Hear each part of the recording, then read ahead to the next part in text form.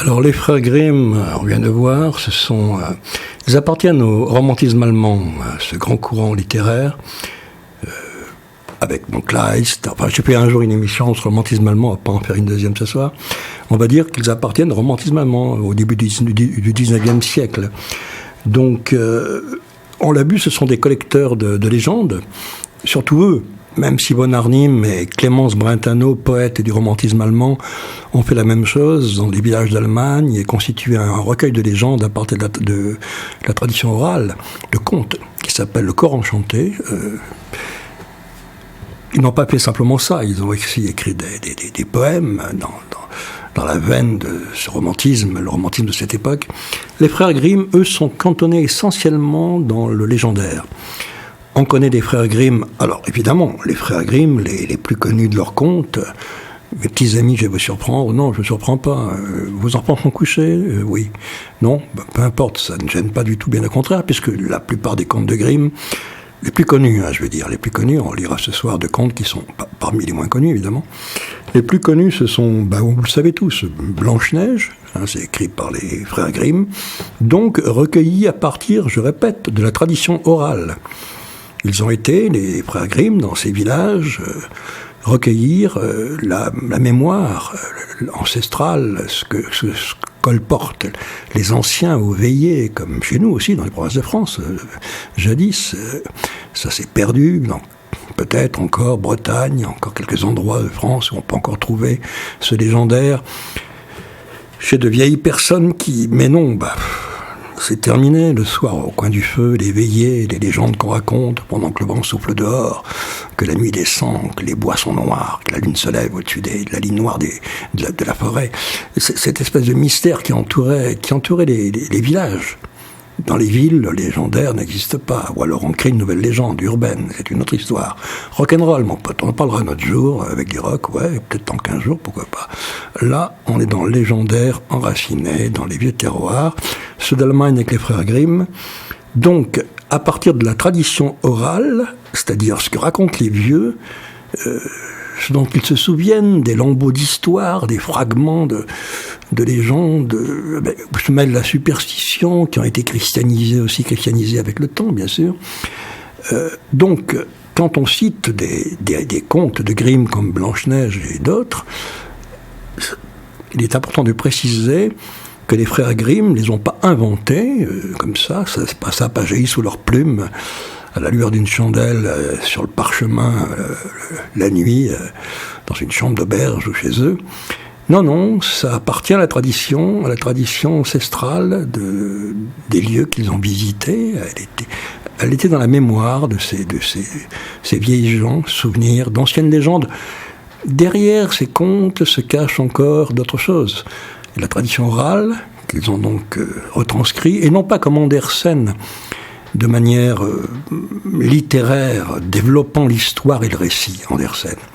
Les contes de Grimm sont beaucoup plus courts, ramassés, comme si l'essentiel était dit en quelques pages seulement, l'essentiel du conte, de la légende, et derrière laquelle transparaît ce qui a été oublié, c'est-à-dire le vieux paganisme, bien sûr, qui vivant, qui survit à travers ce légendaire.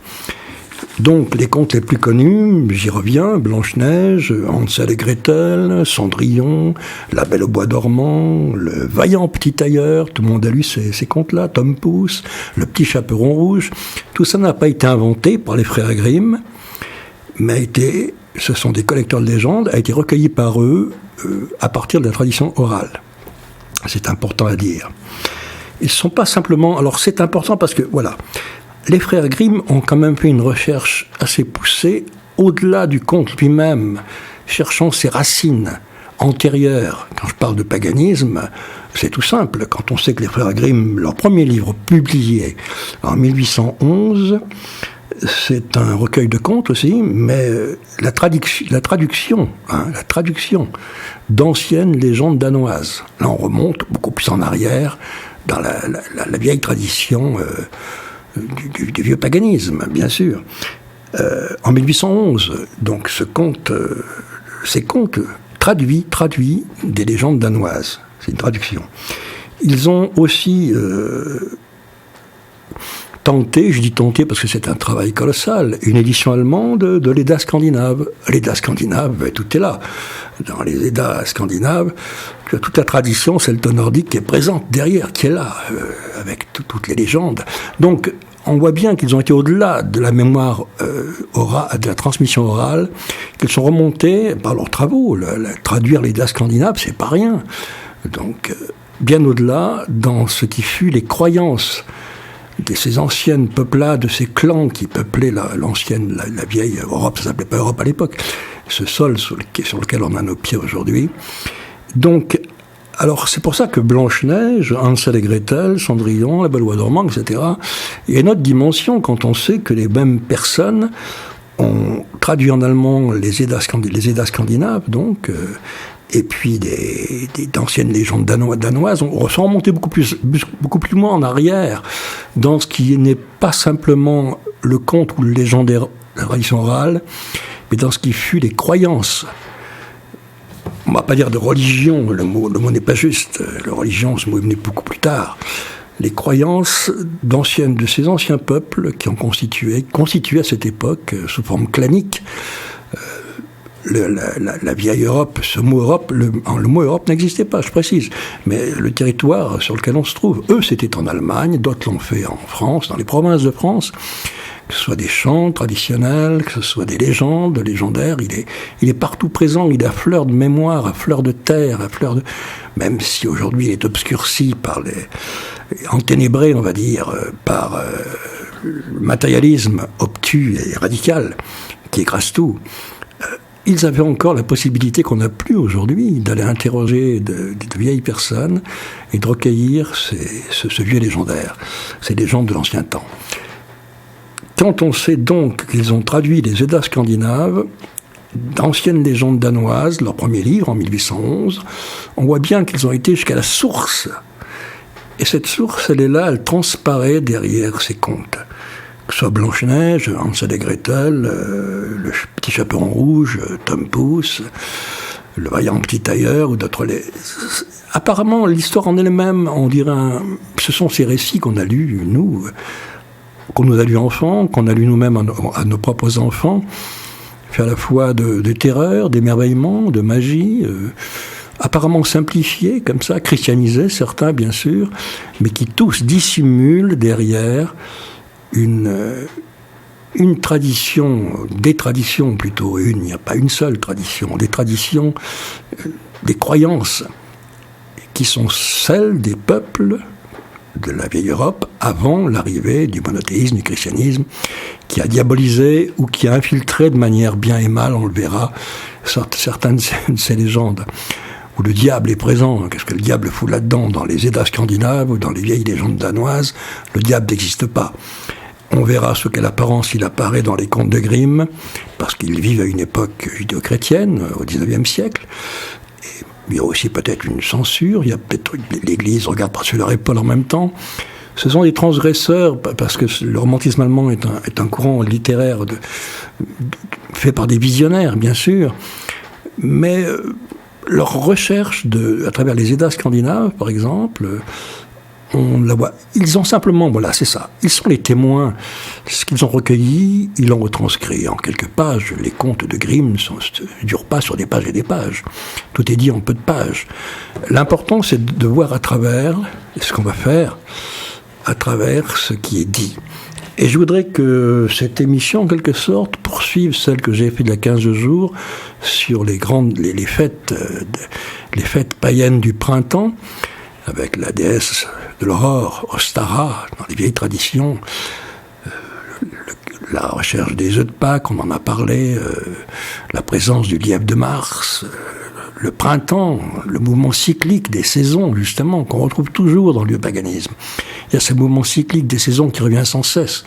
Et on verra que les contes que j'ai pris ce soir, les contes de Grimm et beaucoup d'autres, même Blanche-Neige et les Sept Nains, ou d'autres contes, La Belle au Bois dormant, La Belle endormie, donc, font partie là aussi de ce légendaire et de ces croyances qui sont celles de la cyclologie, du mouvement des saisons, en même temps de ce qui vient, disparaît et revient sans cesse. Ça, c'était les croyances des anciens. J'y reviens, j'ai l'impression de marteler à chaque fois les mêmes idées, mais c'était une croyance profonde. rien ne meurt, tout revient. Voilà, la loi du cercle. On la retrouve chez les anciens, je parle du paganisme.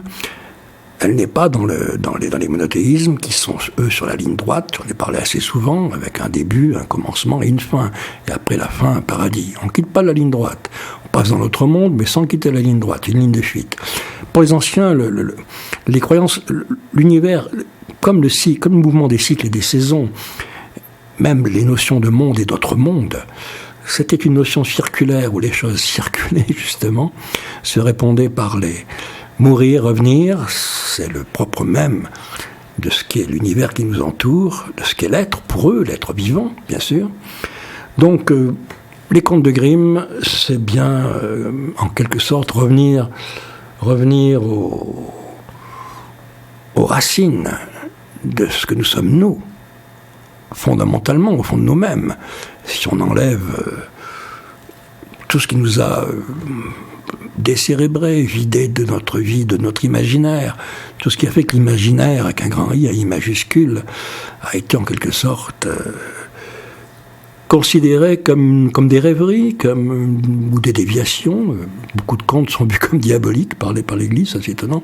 L'Église, le monothéisme en général, qui n'accepte pas le pluralisme, c'est-à-dire la multiplicité de ces divinités jadis qui étaient reliées à une source, à une forêt, à un lieu sacré, etc., qui appartiennent aux croyances quotidiennes.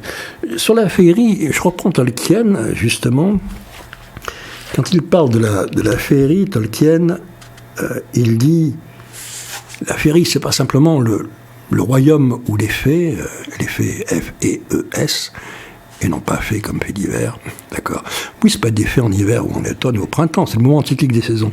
Donc la féerie, c'est un royaume, dit-il, ou un état comme un état d'être, une sensation, une dimension particulière de la perception des choses. Il dit, la féerie comprend mainte autre chose que les elfes et les fées, ou les nains, ce qu'on trouve dans les contes de Grimm, entre autres. Donc je redis ce que écrit Tolkien. La féerie comprend mainte autre chose que les elfes et les fées, ou les nains, les sorcières, les trolls, les géants et les dragons. Elle englobe les mers, le soleil, la lune, le ciel, et aussi la terre et tout ce qu'elle contient, l'arbre et l'oiseau, l'eau et la pierre, le vin et le pain, et nous-mêmes, hommes mortels, quand nous sommes enchantés. Voilà, il parle d'un état d'être qui est l'enchantement, qui peut être vécu avec extase, terreur, peu importe les perceptions que l'homme reçoit. Être enchanté, c'est-à-dire ici au-delà de soi-même, être tissé de lumière et d'ombre, être irradié en quelque sorte par des courants et des forces duquel l'homme s'est détourné aujourd'hui, qu'il ne regarde plus dans ce sens-là. Donc, être en état d'enchantement, ce que connaissaient les anciens par la transe, par des rites, etc., franchir cette frontière qui limite l'homme et fait de lui un être matériel limité, simplement obsédé par la politique, par l'économie, par le petit quotidien matériel de tous les jours. Voilà, des zombies, quoi. Et retrouver l'enchantement qui est cette dimension d'être qui hisse l'être, qui fait en sorte que dans l'être humain, nous, toi, moi, se réveillent d'autres mondes, d'autres réalités, d'autres perceptions de l'univers qu'on a perdues et qui font de nous des magiciens, des enchanteurs, emportés dans la quête, oui, parce que la quête, ça aussi, la route a été brisée, les ponts ont été dynamités, plus rien ne passe. Quelle quête aujourd'hui ? La quête désespérante de l'homme d'aujourd'hui qui se cogne la tête contre un mur de béton sans cesse en se demandant pourquoi ? Dans la mesure où celui-là encore réfléchit et en souffre. Beaucoup d'autres, béats, traversent le siècle comme ça, vide, rempli des pensées des autres, c'est-à-dire de ce qu'ils écoutent dans les médias, que ce soit la télé ou Internet, c'est la même chose pour moi, la même merde. Donc, automatisé, se branchant comme ça sur des abondent des idées qui les surprennent, complotisme ou autre, peu importe. Je lis des livres actuellement qui sur des, je viens de recevoir un bouquin sur Rennes-le-Château, là. C'est plein de conneries de A à Z, voilà, à travers des loges, on essaie de surprendre des secrets, etc. Bon, ce sont des petits hommes, tout ça, en quelque sorte, hein, qui n'existent pas. Ils sont remplis par les idées des autres, parce qu'ils ont lu, parce qu'ils les ont imbibés. Rien. Alors que ouvrir en soi-même d'autres dimensions, réveiller un être intérieur que l'on ne connaît pas, qui est nous-mêmes, mais nous-mêmes, ici à un tel niveau d'énergie, de vibration et d'être, ce qu'étaient les anciens, le contact a été rompu, on peut dire. Tolkien le dit bien, la féerie, telle qu'il la conçoit, donc, pas simplement un royaume où on rencontre des fées, des trolls, des sorciers, des géants, etc., mais un univers qui est notre univers, qui englobe tout, mais que l'on peut percevoir que qu'en changeant de perception, en étant enchanté nous-mêmes. Oui, c'est le propre du conte aussi, bien sûr, l'enchantement, évidemment.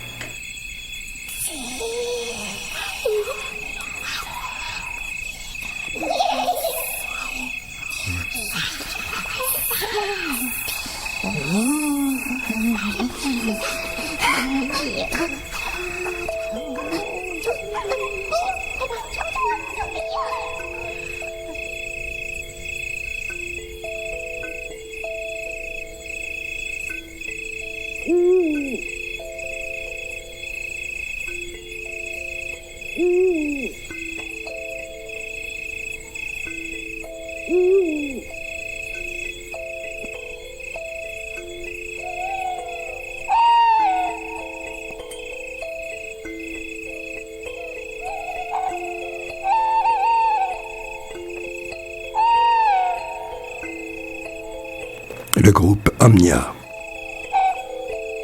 La chasse sauvage.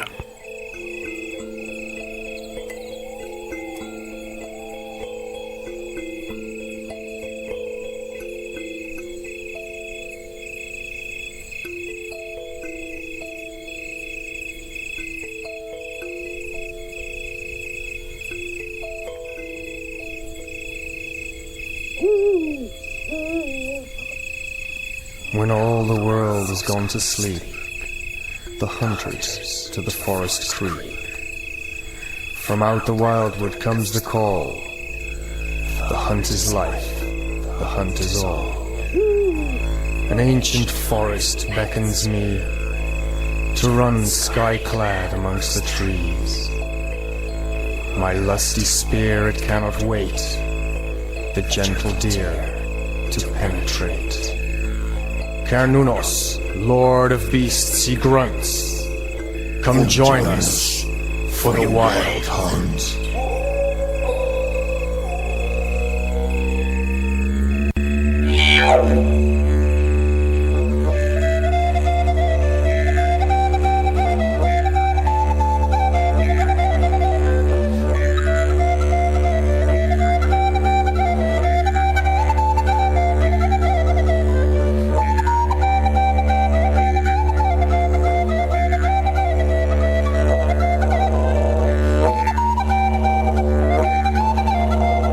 Oui, un hommage à Cernunnos, le dieu cerf, le maître de nos forêts.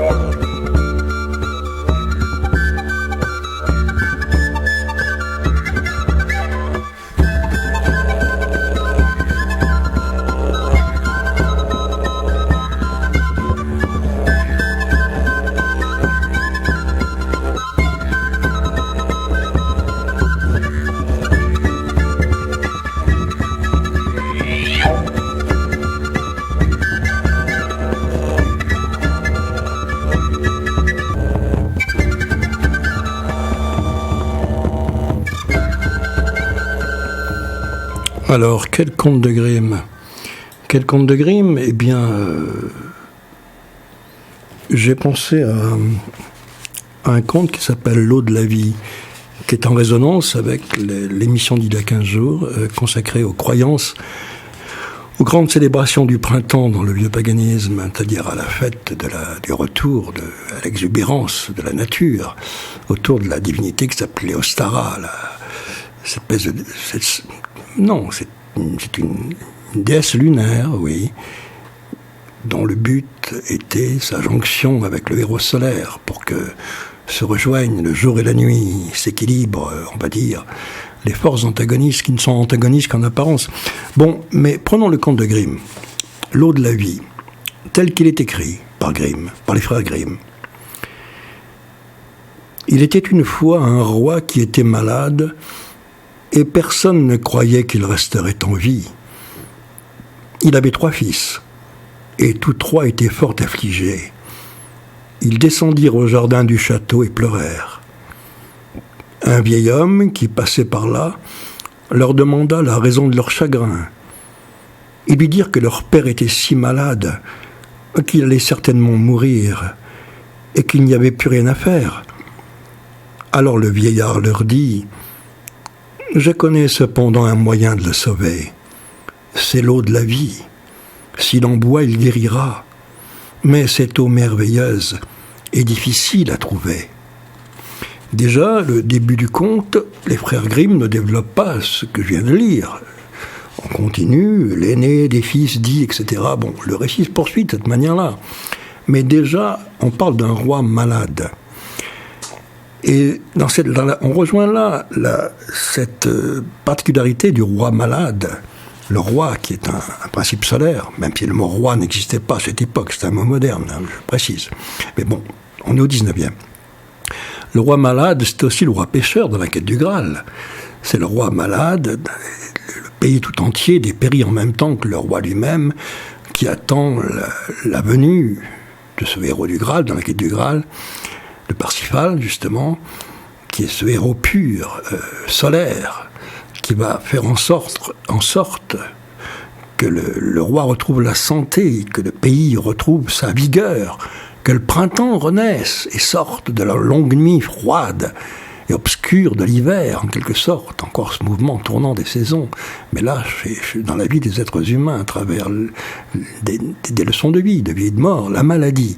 Donc ce roi malade, on le retrouve de nombreuses fois dans la tradition.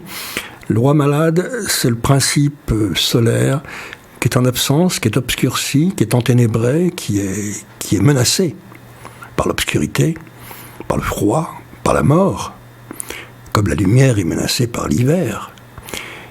Et la venue dans la quête du Graal de Parsifal, qui va guérir le roi pécheur, le roi malade, et avec lui faire renaître son royaume qui dépérit.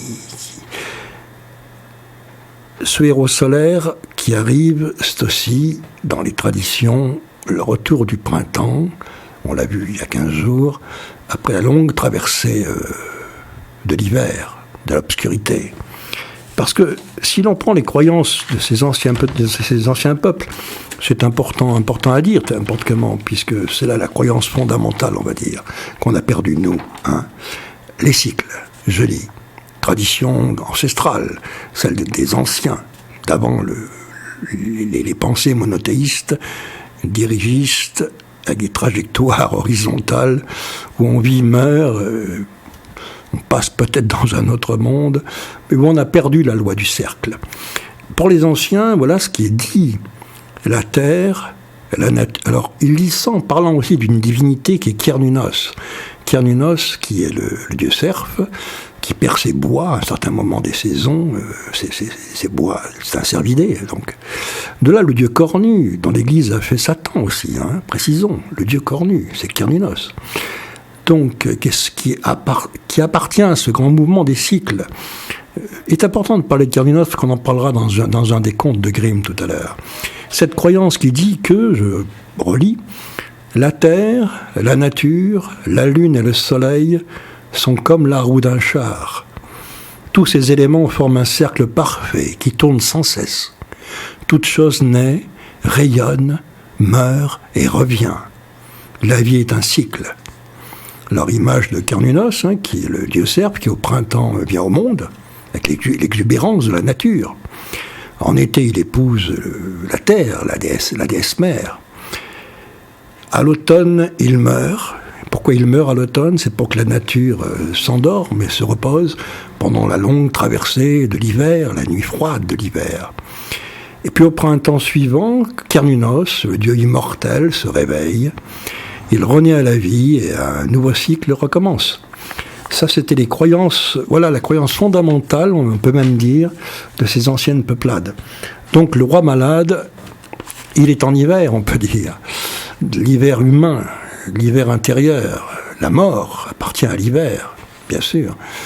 Mais c'est un principe, c'est pas une terreur qui surgit.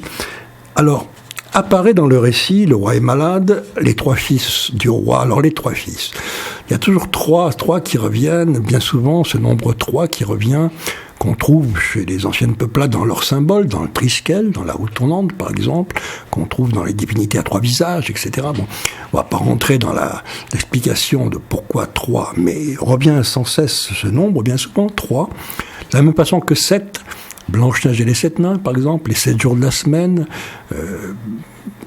tourne, alors le vieux dicton, avant de dire n'importe quoi, plutôt que dire n'importe quoi, tourne d'abord, rappelez-vous de la phrase, tourne 7 fois ta langue dans ta bouche. 7 fois, c'est l'accomplissement, c'est ce qui est réfléchi, ce qui est pensé et accompli. 7, c'est l'accomplissement. 3, c'est un signe d'action. Donc ces 3 frères donc pleurent, et on voit un vieil homme qui passe par là et qui leur dit « Mais votre père est malade, il va mourir. » Et eux, ils disent « Il n'y a rien à faire, évidemment. » Petits hommes enfermés dans la matière.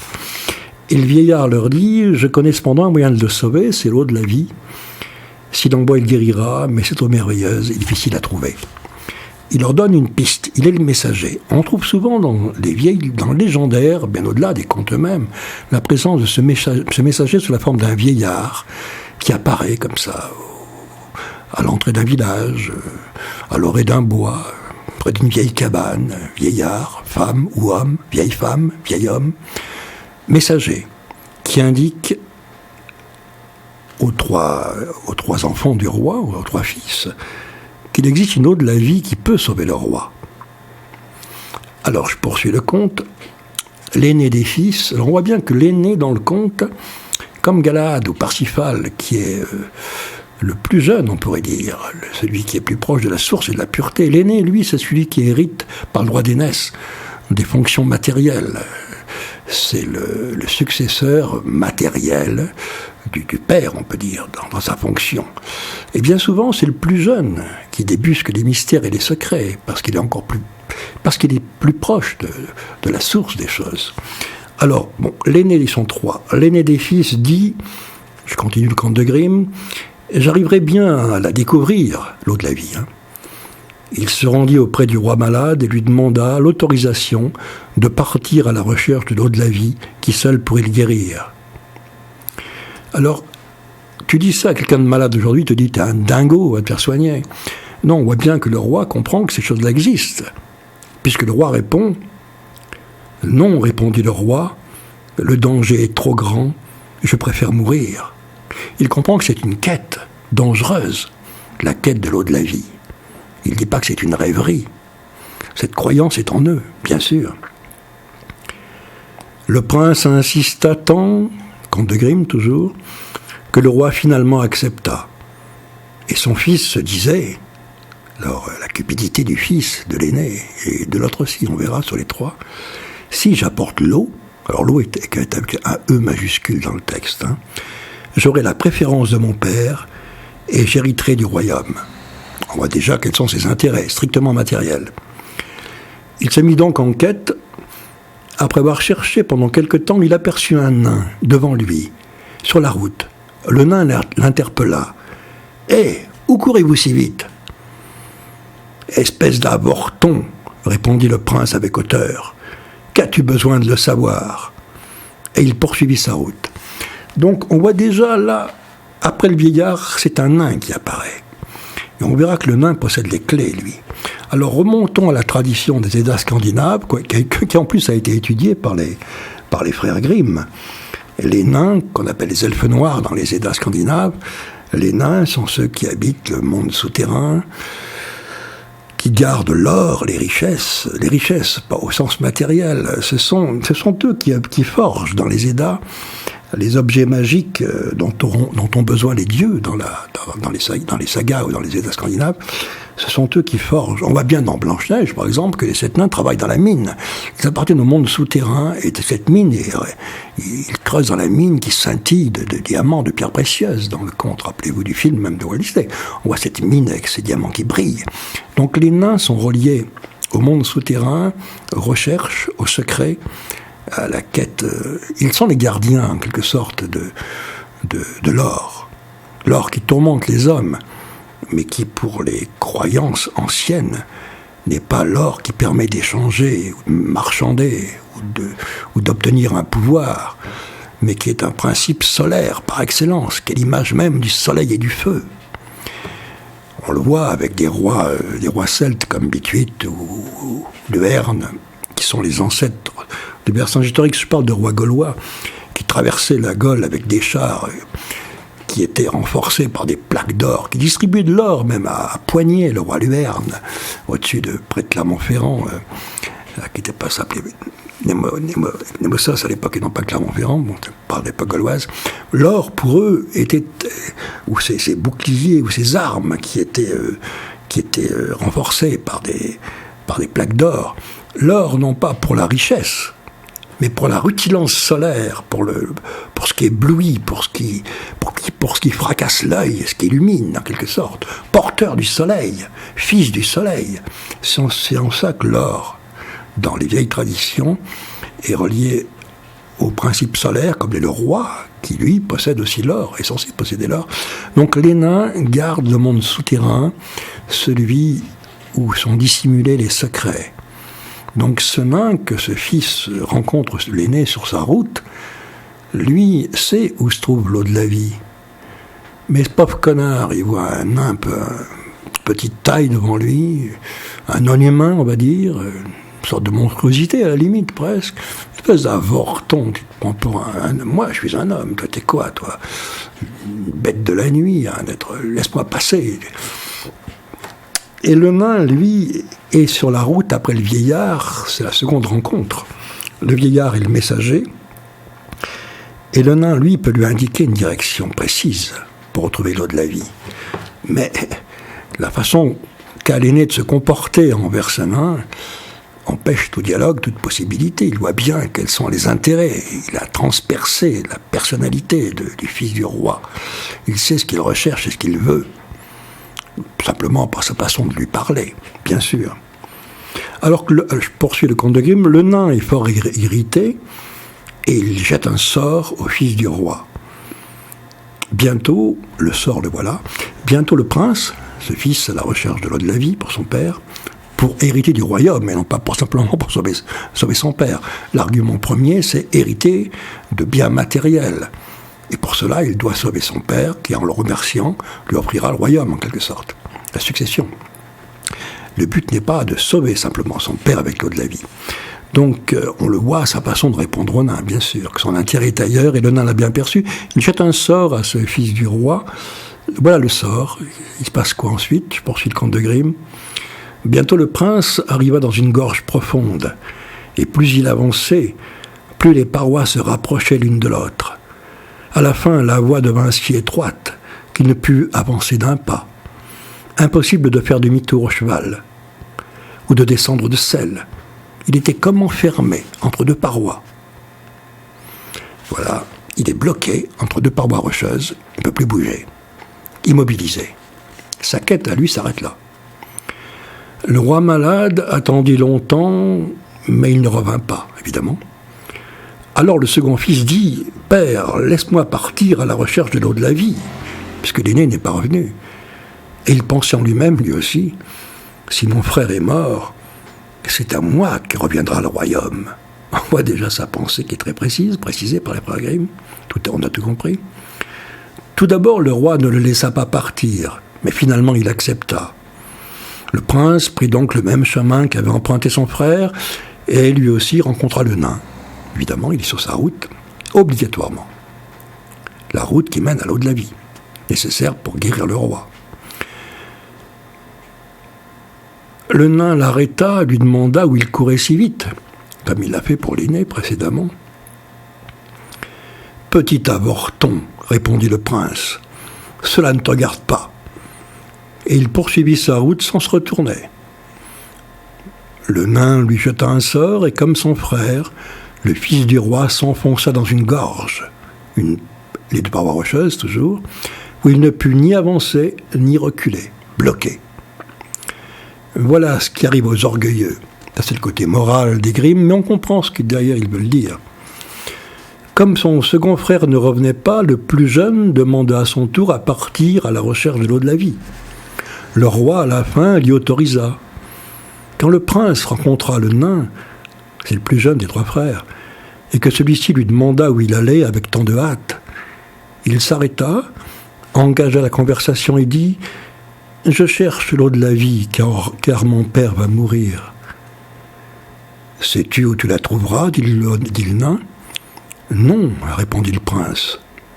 « Parce que tu t'es comporté comme il convient et que tu n'es point vaniteux comme tes frères, je vais te dire où tu trouveras l'eau de la vie. Elle coule d'une fontaine, située dans la cour d'un château enchanté. Mais tu ne pourras y pénétrer si je ne te donne une baguette de fer et 2 miches de pain.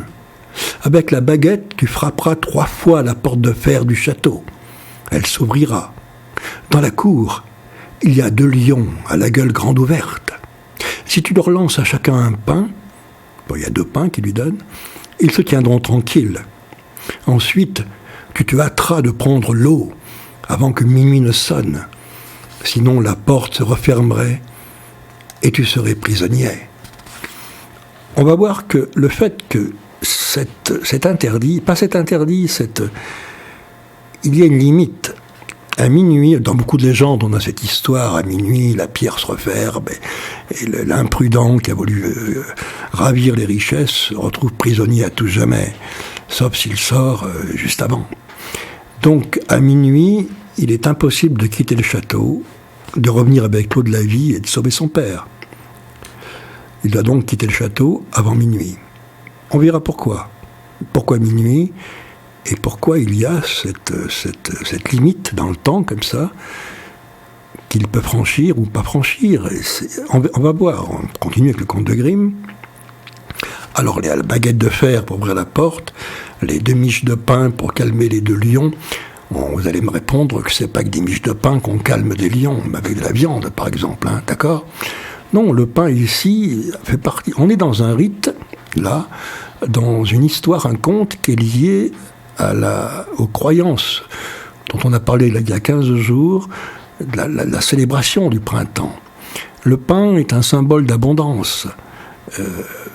Justement, dans un royaume qui dépérit, dont le roi est malade, comme le roi du Graal, le pain est le symbole de l'abondance.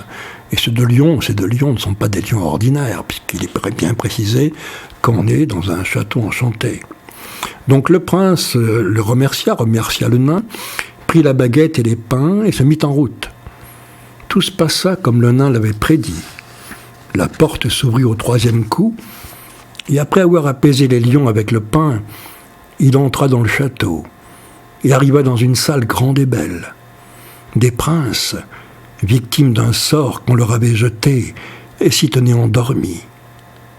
Il prit l'anneau qu'ils portaient tous au doigt. Donc l'anneau de chaque prince, il prend, d'accord ? Il s'empara également d'une épée et d'un pain qui était là. Dans une autre pièce, il vit une jolie jeune fille qu'il salua joyeusement. Elle lui donna un baiser et lui dit qu'il l'avait délivrée et qu'il recevrait son royaume entier, le sien à elle, en remerciement. Et s'il revenait une année exactement plus tard, leurs noces seraient célébrées. Elle lui dit aussi où se trouvait la fontaine, où coulait l'eau de la vie. Il devait cependant se hâter et en prendre de l'eau, donc, avant que sonnât minuit. Alors là, on est dans ces croyances, encore une fois, reliées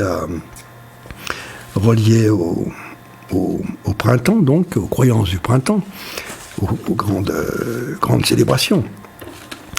Puisqu'il arrive, bon, c'est pas La Belle au bois dormant, qui est un conte de Grimm aussi, c'est pas La Belle au bois dormant, La Belle endormie, ce sont des princes, là, qui sont endormis, ce qui est quasiment la même chose, parce que le château est frappé d'enchantement.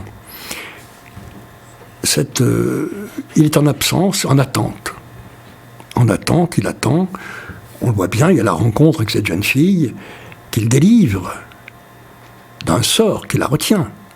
Et là, on retrouve, encore une fois, les croyances et rites du printemps de la déesse Ostara, la déesse de l'aurore, qui était célébrée à l'équinoxe de printemps, qui représentait Ostara, la Vierge lunaire, qu'un héros solaire venait tous les ans, bon mouvement cyclique, encore une fois, le retour du printemps, venait tous les ans pour la libérer de sa captivité. C'était les croyances liées au culte d'Ostara, la déesse du printemps, la divinité du printemps. Donc ce héros solaire était nécessaire puisque les anciens disaient que c'était la rencontre à ce moment-là de la lune et du soleil. C'est-à-dire le moment de l'année, après la longue nuit de l'hiver, où les jours raccourcissent, où les nuits s'allongent, le solstice d'hiver, où les jours commencent, la nuit commence à diminuer, où les jours commencent à se rallonger. Le printemps est ce moment, justement particulier de l'équinoxe de printemps, ce moment des fêtes rituelles, où le soleil et la lune se rencontrent, c'est-à-dire où le jour et la nuit sont dans un équilibre parfait dans leur durée. Donc rencontre du soleil et de la lune, Ostara, déesse lunaire, et le soleil, c'est le héros solaire qui est envoyé à la rencontre de la belle endormie, donc, pour la réveiller, et avec elle, ramener l'effervescence du printemps. Là, on le voit dans ce conte, ce sont des princes qui sont endormis, elle est en captivité, c'est la même chose, parce que on voit que dans les croyances d'Ostara, justement, la belle endormie, qui est dans La Belle au bois dormant aussi, bien sûr, est tout souvent assise dans les croyances anciennes, près d'une source, une source d'où coule un élixir de vie, de longue vie, de jouvence, l'eau de jouvence, on l'appelait comme ça aussi, l'eau qui donne la vie. Et cette jeune femme, elle est bien souvent endormie, on l'a vu dans La Belle au bois dormant, là ce sont des princes, ou bien en captivité, ce qui est le cas pour la jeune fille de ce conte-là, tout de suite, victime d'un sort. Et seule la venue du héros solaire, c'est le jeune prince qui arrive, peut la sauver. Réveiller le château endormi, en quelque sorte. C'est-à-dire faire revenir les grandes forces vitales du printemps, avec leur symbole d'abondance, qui est le pain, qui nourrit, bien sûr. Et donc, attention, elle lui dit qu'en retour, il peut prendre l'eau de la vie. Il est arrivé au voyage, ce que ses frères n'ont pas su faire, parce que lui a écouté le nain, qui lui indiquait la direction. Il était celui qui garde les secrets. Donc maintenant, l'important, il est au château, il réveille, les princes dorment toujours, il a pris leurs anneaux à chacun porte un anneau, et puis une épée qui est là, et une miche de pain. Attention, ce ne sont pas les miches de pain qu'il a données au lion dans la cour, ces anneaux, cette épée, cette miche de pain, sont des objets, si l'on veut, même des artefacts, on pourrait dire, magiques, qui appartiennent à l'autre monde. Et on voit que dans les Eddas scandinaves, la plupart des objets magiques que possèdent les dieux, que ce soit une épée, un anneau, un bateau qui peut voler, enfin bon, dans toutes les traditions, il y a des tenantes, c'est pas les dieux eux-mêmes qui découvrent, si les runes, Odin découvre les runes, d'accord, mais bien souvent ces objets-là, on le voit dans les Eddas scandinaves, dans la quête, dans les croyances des peuples celto-nordiques, sont forgés par les nains. C'est eux qui font ce travail magique. Ils sont les créateurs de ces objets magiques qui appartiennent à l'autre monde, attention. L'épée appartient à l'autre monde, le château enchanté, bien sûr, il a franchi la ligne, là, le jeune héros solaire, le jeune prince. L'épée qu'il a trouvée, on verra que tout ça va lui servir. Les anneaux qu'il prend au doigt des princes endormis, chacun porte un anneau, il prend à chacun l'un des anneaux.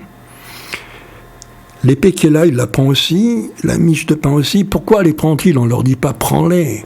Ça fait partie de la quête, il sait qu'il doit les prendre. la belle qu'il a arrachée à sa captivité, il lui dit où se trouve l'eau de vie, l'eau qui donne la vie, juste à côté. La source coule. Mais attention, passé minuit, les portes du château se referment et il ne peut plus sortir. Je poursuis. Il continua donc et finit par arriver dans une chambre du château où se trouvait un beau lit invitant au sommeil, écrivent les frères Grimm. Comme il était fatigué, alors ça c'est le piège, il décida de se reposer un peu, oui, mais le lit va le capter, l'absorber, le vampiriser. C'est un sort, le lit, c'est un lit magique, il appartient à l'autre monde.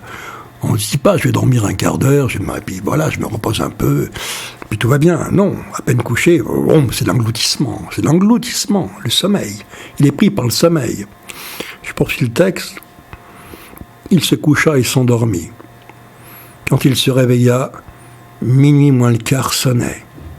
Effrayé, il sauta du lit, courut à la fontaine, prit de l'eau dans un gobelet qui se trouvait là et partit en courant. Mais tout juste comme il passait la porte, les 12 coups de minuit sonnèrent, et la porte se referma si vite qu'il en eut un morceau de talon coupé. Important parce qu'il arrive à quitter le château, mais son pied s'est pris dans la porte et qu'il a un morceau de talon coupé. On le verra tout à l'heure avec un second conte, justement, l'importance. Ça veut dire qu'une partie de lui est restée. Il appartient aux deux mondes. Il appartient à l'autre monde par ce morceau de talon coupé qui est pris dans la porte, qui reste au château, et lui repart avec l'eau de la vie dont a besoin son père, pour être soigné, pour être guéri. Alors, bien sûr, on poursuit le conte. Importance du talon coupé parce qu'il reste quelque part relié au château par ce talon coupé par la porte qui s'est refermée. Alors, il était cependant heureux d'avoir l'eau de la vie. Il reprit le chemin de la maison et rencontra de nouveau le nain. Quand celui-ci vit l'épée et le pain, il lui dit « Tu viens de faire une bonne affaire. Avec l'épée, tu seras capable de défaire une armée entière. Et le pain se renouvellera sans cesse. En voilà que l'épée est un signe de force qui peut briser l'adversité. Dans la mesure où c'est un héros au cœur pur, dont le but n'est pas de tuer ou d'égorger les gens en face de lui, mais d'aider et de sauver. Et le pain qui se renouvelle sans cesse, comme la coupe du Graal aussi, c'est symbole d'abondance, justement, de vie qui se renouvelle.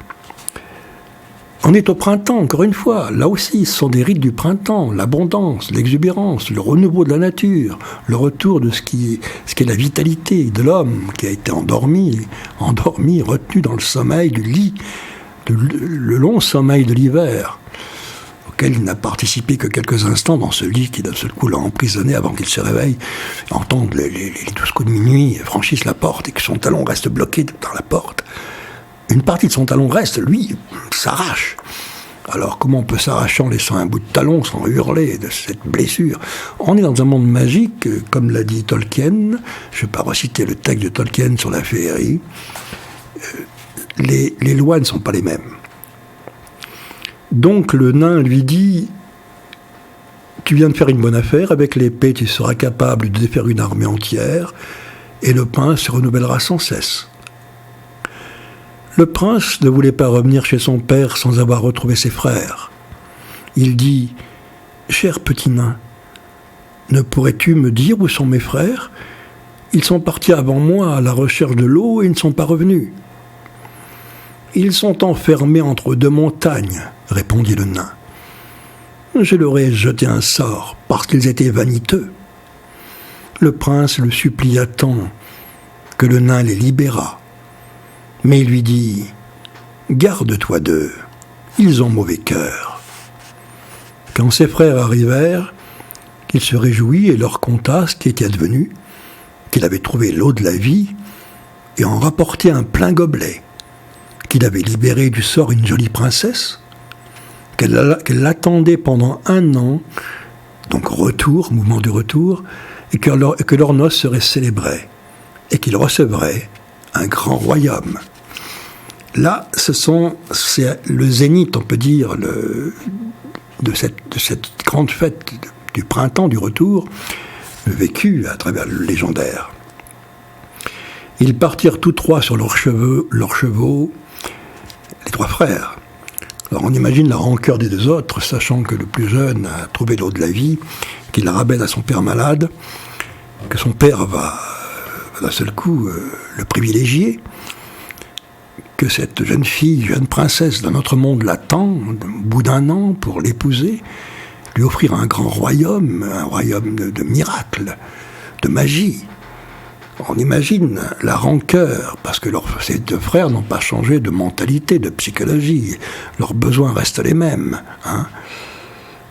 Déjà, ils calculent une ruse par laquelle ils pourraient reprendre à leur plus jeune frère l'eau de la vie, peut-être même le tuer, pourquoi pas, le voler, et dire que ce sont eux qui ont retrouvé l'eau de la vie qui permettra de soigner leur père. La Belle endormie, dans les légendes, on la retrouve dans La Belle au bois dormant, dans Blanche-Neige aussi, son sommeil à la fin de Blanche-Neige des frères Grimm, où elle est éveillée par le baiser d'un prince. À chaque fois, il y a ce retour du héros solaire qui rencontre Ostara, cette divinité lunaire qui attend le retour du héros solaire pour, par l'union lune-soleil, on pourrait dire, faire revivre, revenir, faire jaillir de la longue nuit noire, obscure et froide de l'hiver, les forces solaires, la résurrection sans cesse qui revient toujours, mouvement cyclique du printemps, bien sûr.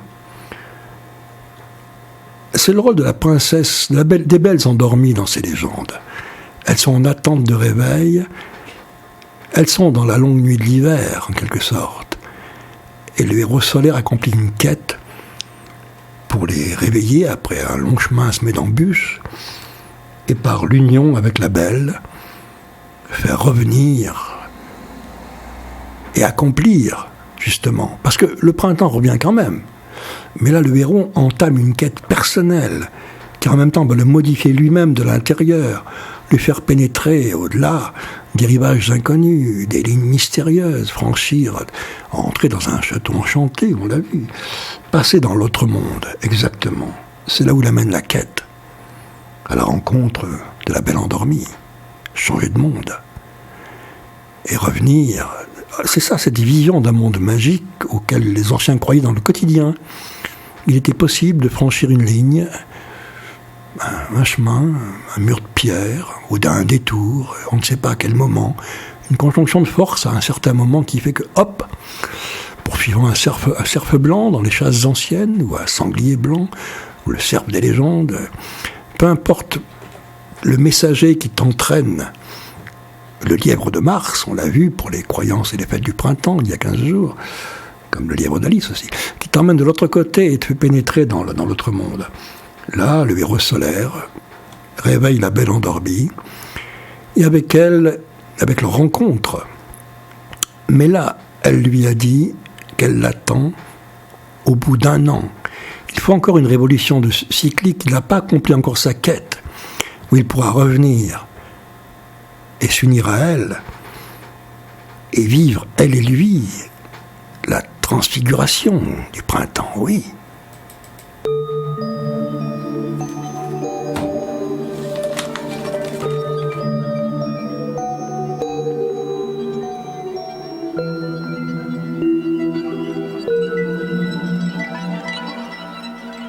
Un jour, mon prince viendra.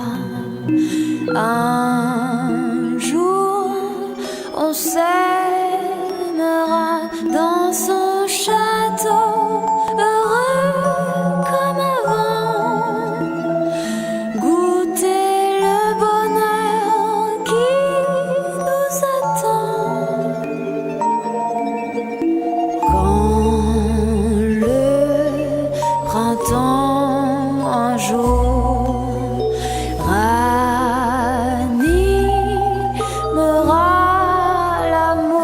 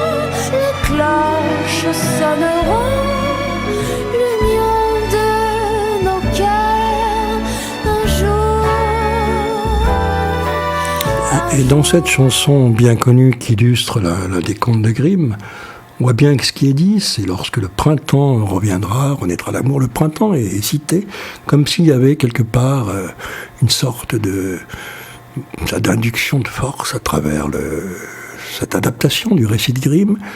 Le printemps est présent dans cette chanson qui est mythique, que tout le monde a entendu dans les contes, les légendes transcrites au cinéma, que ce soit celle de Walt Disney ou d'autres. Celle de la Belle Endormie, oui. Et parce que tout ça est possible simplement si l'on rappelle ce que dit Tolkien au sujet de la féerie. On est en pleine féerie, on est d'accord. Il dit bien de la féerie, j'aurais dit ce qu'il dit, c'est très important. Tolkien, la féerie comprend maintes autres choses que les elfes et les fées, ou les nains, les sorcières, les trolls, les géants et les dragons. Elle englobe les mers, le soleil, la lune, le ciel, et aussi la terre et tout ce qu'elle contient, l'arbre et l'oiseau, l'eau et la pierre, le vin et le pain, et nous-mêmes, hommes mortels, car nous sommes enchantés. La nécessité d'être enchantés. Sinon, la vision, le voyage, cette quête n'est pas possible.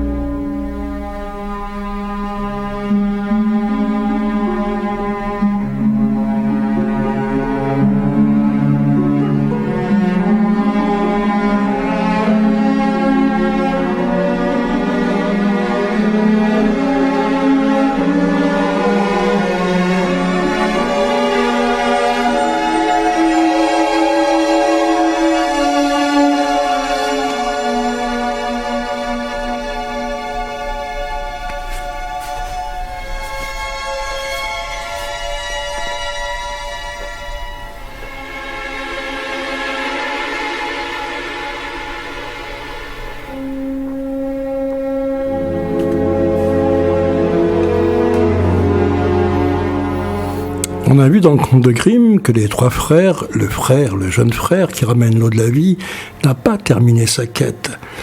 En ramenant l'eau de la vie pour son père malade, il ne fait pas un détour, il passe par une série d'épreuves nécessaires dans sa quête. Ils arrivent, comme ses deux frères l'accompagnent aussi, dans un pays livré à la guerre et à la famine. Il est nécessaire, oui, qu'il passe par là aussi.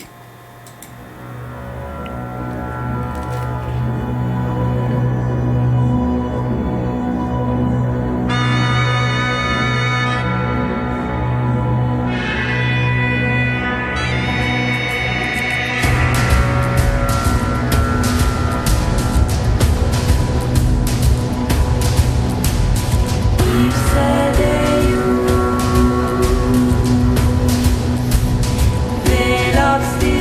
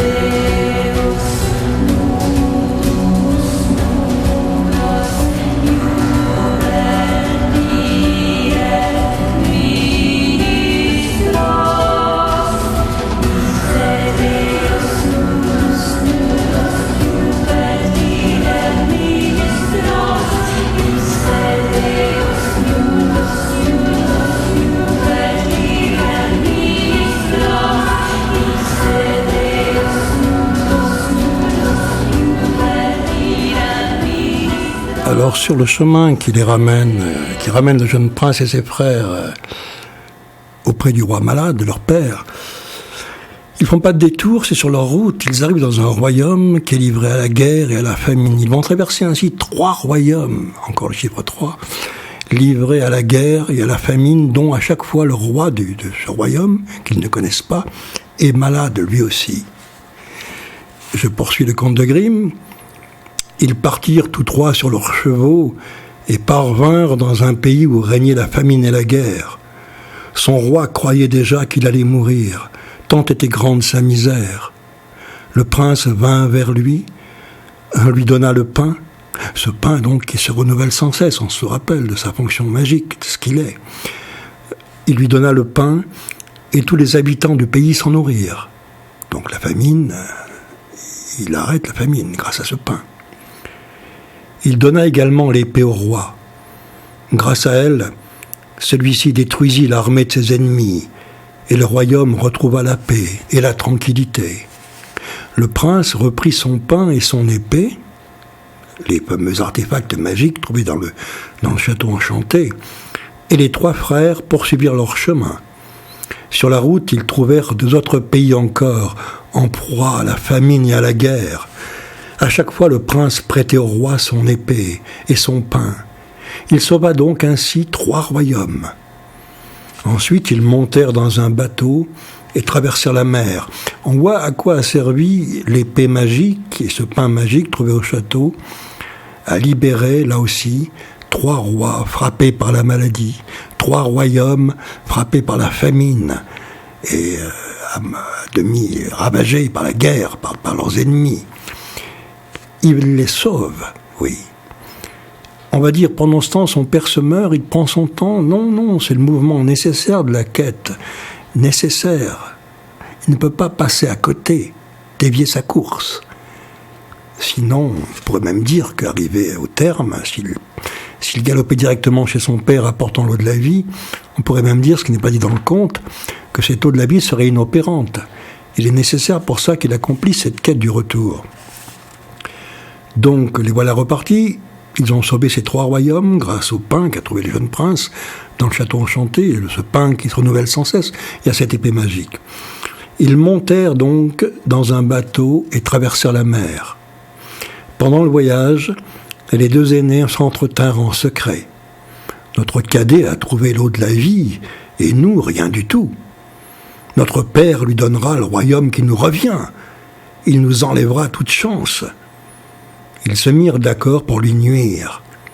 Ils attendirent qu'il fût profondément endormi, prirent l'eau de la vie, dans son gobelet, et la remplacèrent par l'eau salée de la mer. Quand ils arrivèrent enfin chez eux, le plus jeune, qui revient du château enchanté, lui, apporta son gobelet au roi malade. Il ne sait pas que ses frères ont pris l'eau de la vie et ont mis à la place de l'eau salée, une espèce d'eau profane prise dans la mer, comme ça. Donc, quand ils arrivèrent chez eux, le plus jeune apporta son gobelet au roi malade pour qu'il y boive et recouvre la santé. Mais à peine en eut-il goûté, le roi, qu'il tomba plus malade encore qu'auparavant. Comme il s'en plaignait, ses 2 fils aînés vinrent auprès de lui et accusèrent leur cadet d'avoir voulu l'empoisonner. Mais eux, lui dirent-ils, ils apportaient la véritable eau de la vie. Ils la lui donnèrent. Dès les premières gouttes, il sentit que la maladie l'abandonnait et se retrouva fort et sain, comme au temps de sa jeunesse. Les 2 frères, alors, allèrent trouver le plus jeune et se moquèrent de lui en disant « C'est bien toi qui as découvert l'eau et qui as eu tout le mal, mais c'est nous qui en avons le bénéfice. Tu aurais pu être plus avisé de garder les yeux ouverts. Nous te l'avons prise pendant que tu dormais sur le bateau. Et dans 1 an, comme tu nous l'as dit, l'un de nous ira chercher la jolie princesse. Mais garde-toi bien de nous dénoncer. Notre père ne te croira pas. Et si tu dis un seul mot, c'en sera fait de toi. Et si tu te tais, nous te ferons grâce. » Le vieux roi était en colère contre son plus jeune fils et croyait qu'il avait voulu le tuer. Il fit rassembler la cour qui décida qu'il serait abattu secrètement. Un jour, le jeune prince était à la chasse et ne pensait pas à mal. Le chasseur du roi l'accompagnait. Comme celui-ci semblait triste, le prince lui demanda « Qu'est-ce qui ne va pas, cher chasseur ?» Le chasseur répondit « Je ne puis le dire, mais il faut que je le fasse. » Là, on retrouve dans Blanche-Neige aussi ce chasseur envoyé par la reine pour tuer Blanche-Neige, principe solaire, la mettre à mort dans la forêt, ce qu'il refuse de faire, on se rappelle dans Blanche-Neige. La même chose dans L'eau de la vie, cet autre conte de Grimm, je rappelle, pris dans la tradition orale, et ça n'a pas été inventé par les frères Grimm. Donc le chasseur ne peut pas, il n'a pas le cœur à tuer le jeune prince. Le jeune prince lui dit « Dis-moi franchement ce qu'il en est, et je te pardonnerai. » « Ah, répondit le chasseur, il me faut vous tuer. Le roi me l'a ordonné. » Le prince prit peur et dit « Cher chasseur, laisse-moi en vie. Je te donnerai mes habits royaux. Donne-moi les tiens qui sont bien moins beaux. » Le chasseur répondit « Je veux bien. Je n'aurais de toute façon pas pu tirer sur vous. » Ils échangèrent leurs vêtements et le chasseur rentra chez lui tandis que le prince s'enfonçait plus avant dans la forêt. Au bout d'un certain temps, 3 voitures chargées d'or et de pierreries, destinées aux plus jeunes des princes, arrivèrent au château. Comme l'avait dit la princesse du château enchanté, elle lui envoie des richesses qui appartiennent à son royaume. Arrivèrent au château. Elles étaient envoyées en signe de reconnaissance par les 3 rois, oui, les 3 rois qu'il a sauvés, qui avaient défait leurs ennemis avec l'épée prêtée par lui et nourri leur peuple avec son pain. Le vieux roi songea « Mon fils serait-il innocent ?» Il dit à ses gens « Si seulement il était encore en vie, je regrette de l'avoir fait tuer. » « Il vit encore, dit le chasseur. Je n'ai pas eu la force d'exécuter vos ordres. » Et il raconta au roi ce qui s'était passé. Celui-ci se sentit libéré d'un grand poids. Il fit savoir par tout le royaume que son fils avait le droit de revenir et qu'il rentrerait en grâce. Pendant ce temps, la princesse avait fait tracer une allée d'or et de brillants devant le château, autrefois enchanté. Donc une grande allée pavée d'or qui mène au château. Elle dit à ses gens que celui qui chevaucherait vers elle, tout droit par ce chemin, serait l'époux attendu et qu'il faudrait le laisser entrer. C'est une route pavée d'or maintenant qu'elle a fait construire, une route solaire qui brille de 1000 feux et qui conduit au château, là où elle attend le jeune prince. Elle dit, mais celui qui passerait à côté de cette route pavée d'or ne devrait pas être reçu.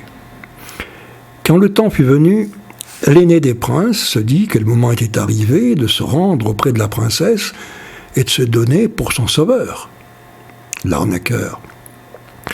Elle le recevrait pour époux et il obtiendrait le royaume de surcroît, un royaume magique en plus. Il s'en alla donc, et quand il arriva au château, il se dit en voyant la route d'or, ce serait bien dommage de galoper là-dessus, passer à cheval sur autant de richesses, les salir, elles doivent être intactes. Tout le pouvoir est là, c'est le pouvoir de l'or, il ne peut pas l'entacher. Il ne peut pas passer sur l'or. Il fit un écart et chevaucha sur le bas-côté. Quand il fut devant la porte, les gens lui dirent qu'il n'était pas l'époux attendu et qu'il devait s'en retourner. Peu de temps après, le deuxième prince prit à son tour le chemin du château. Quand il arriva à la voie d'or et que son cheval y lui posait un sabot, il songea « Ce serait bien dommage, je vais passer à côté. » Et il fit un écart et passa par le bas-côté. Quand il parvint à la porte, les gens lui dirent qu'il n'était pas celui qu'on attendait et qu'il devait s'en retourner. Lorsque l'année fut entièrement écoulée, le troisième prince, le plus jeune, s'apprêta à quitter le bois pour chevaucher vers sa bien-aimée et oublier auprès d'elle tous ses malheurs. Oui, elle avait dit un an, donc il le sait, il revient. Même si avec son père, il ne sait pas ce qui s'est passé au château. Il se mit en route sans cesser de songer à elle. Il ne pense qu'à elle, comme une méditation profonde. C'est ce principe, c'est Ostara, c'est la déesse lunaire à laquelle le héros solaire doit s'unir. Il est lié à elle par la pensée. Elle obsède son esprit, elle ne le quitte pas. Donc, il se mit en route, écrivent les frères Grimm, sans cesser de songer à elle. Perdu dans ses pensées, il ne vit pas du tout la route d'or sur laquelle il trottait avec son cheval. Il emprunte la grande route solaire. Elle lui appartient, elle est liée à lui. C'est pas dans le texte. Quand il arriva à la porte, elle lui fut ouverte. La princesse l'accueillit avec joie et lui dit qu'il était son sauveur et le seigneur de ce royaume. Et les noces furent célébrées dans une grande félicité. Quand la fête fut terminée, la princesse raconta à son époux que son père l'avait invité à retourner auprès de lui et qu'il lui avait pardonné. Il chevaucha jusqu'à chez lui. Il raconta au roi comment ses frères l'avaient trompé et comment, malgré cela, ils s'étaient tus sur leur compte. Il ne les avait pas dénoncés. Arrivé une espèce de perception comme ça, c'est pas de l'amour au sens humain, c'est au-delà, c'est du cristal pur. C'est ainsi que Parsifal, dans le même état d'être, va sauver le roi malade, le roi pécheur dans la quête du Graal. Les 3 lignes qui terminent le conte, le vieux roi voulait les punir, mais il s'était embarqué sur un bateau et avait disparu. On ne les revit jamais. Donc voilà un conte de Grimm, ce conte, qui est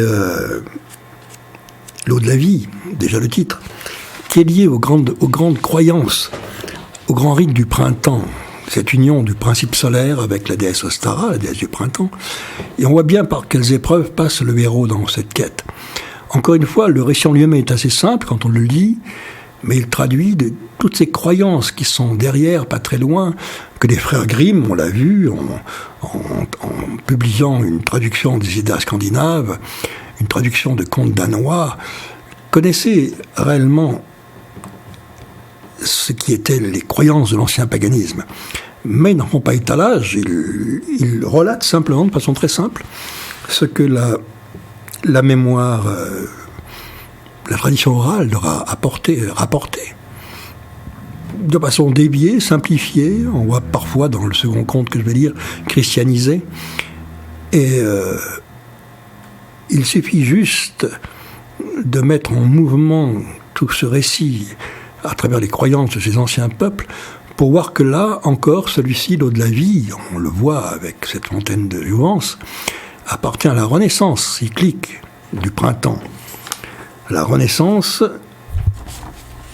à cette croyance, donc du retour, où il est dit, croyance des anciens, je répète, je redis, ce qui est dit, c'est tellement la base même de toutes leurs croyances. La terre, la nature, la lune et le soleil sont comme la roue d'un char. Tous ces éléments forment un cercle parfait qui tourne sans cesse. Toute chose naît, rayonne, meurt et revient. La vie est un cycle.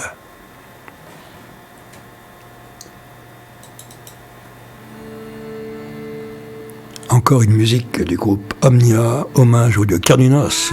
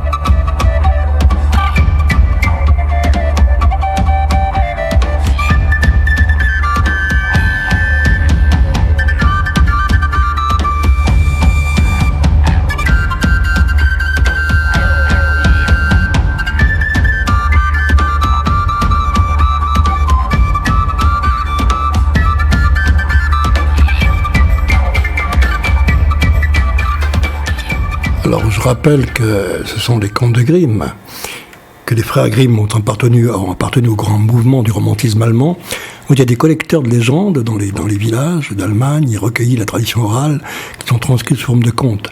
Ils ont aussi publié une édition allemande de l'Edda scandinave, de contes danois, donc ils ont été cherchés à la tradition primordiale des origines, par-delà la tradition orale, rapportée dans les villages, transformée, transfigurée, bien souvent sous forme de superstitions, de légendes, des lambeaux, des fragments de légendes. Le deuxième conte, plus court que le premier, s'appelle Peau d'ours. Déjà le titre, bien sûr, comme l'eau de la vie aussi, les titres sont marquants. Il commence ainsi. Il était une fois un jeune homme qui avait appris le métier de soldat. Il se comportait courageusement et, sous le feu de l'ennemi, se tenait toujours au premier rang. Tant que dura la guerre, tout alla bien. Mais quand vint la paix, on le congédia, et son capitaine lui dit qu'il pouvait aller où bon lui semblait. Ses parents étaient morts, et il n'avait plus de foyer.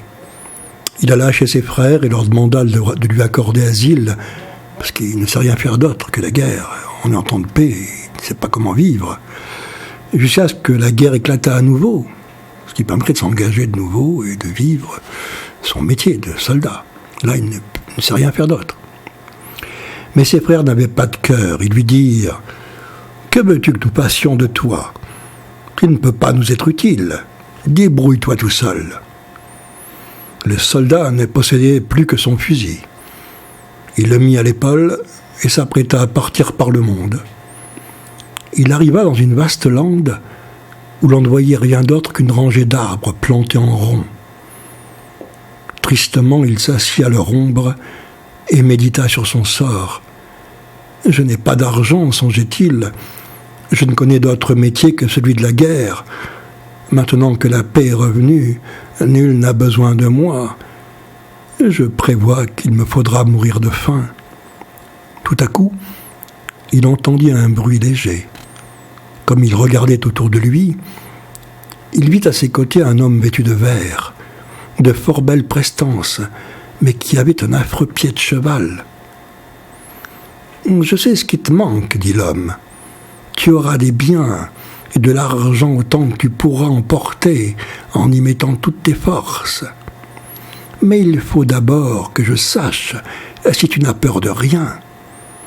Je ne veux pas dépenser mon argent en pure perte. » Alors déjà, ce soldat qui ne sait plus quoi faire, la guerre est finie, qui va mourir de faim, il n'a aucun emploi, qui traîne en vagabond sur les routes, découvre ce lieu particulier qui est fait d'arbres plantés en cercle.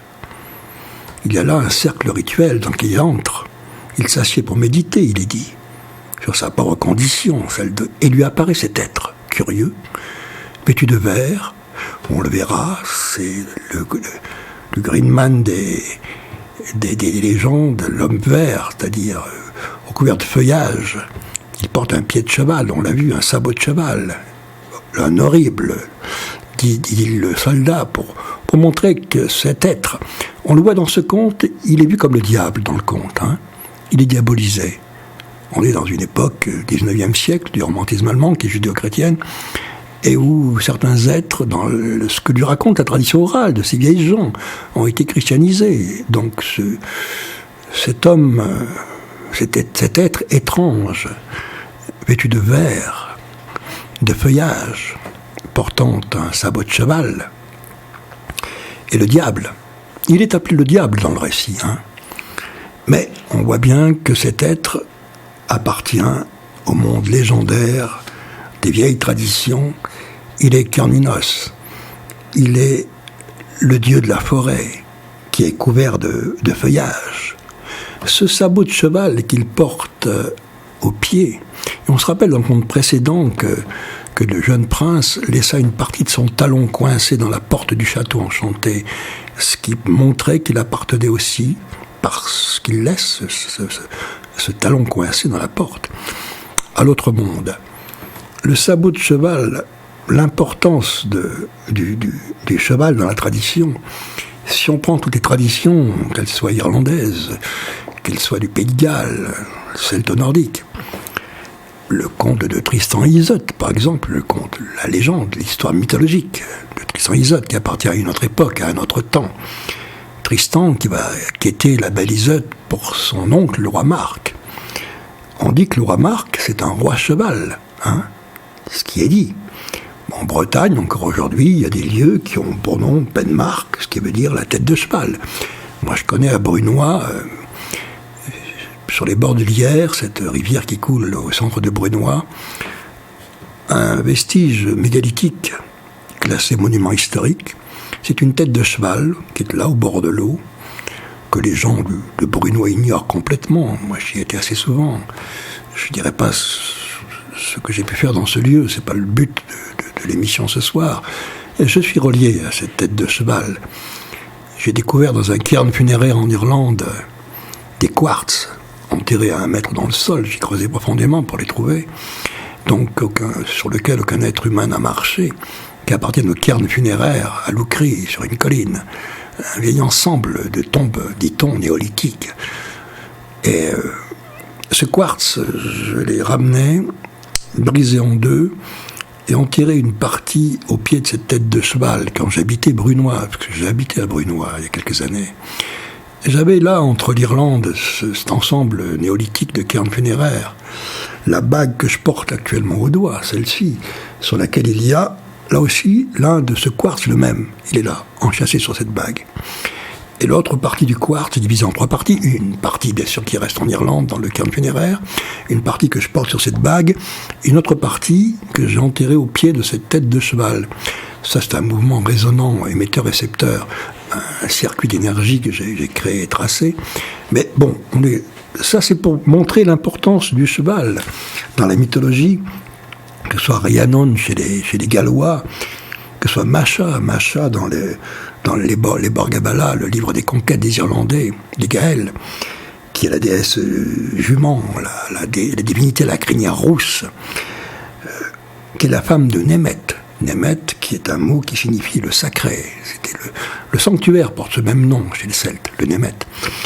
Et donc le cheval est cet animal cette divinité, on peut dire ce principe, qui est là, au bord de l'Yerre, à Brunoy, il est au bord de la rivière, il est là, avec d'autres mégalithes qui ont été décapités. On voit encore l'emplacement, il y a toute une ligne qu'on pourrait tracer. Lui seul est intact. Si vous allez à Brunoy, vous pouvez descendre au bord de l'Yerre, c'est dans la ville de Brunoy elle-même. Hein. Il ne faut pas aller chercher bien loin. Et vous trouverez cette tête de cheval, qui est étrange. Et il signifie, comme on l'a vu avec les Penmarc en Bretagne, cette tête de cheval, le seuil entre les deux mondes. Il est l'animal qui permet de passer dans l'autre monde. De là, le talon pris dans la porte de fer du château enchanté tout à l'heure. De là, cet être de la forêt qui est Cernunnos, qui est dieu de la forêt, avec ce sabot à la place d'un de ses pieds, qui montre son appartenance à l'autre monde. L'homme vert qui lui apparaît. L'homme vert, dans toutes les traditions celto-nordiques, c'est celui qui est caché au sein de la forêt. C'est Cernunnos, le cerf, qui porte ses bois, c'est le dieu cornu, dont l'Église a fait le diable, puisque dans ce conte, il est appelé le diable.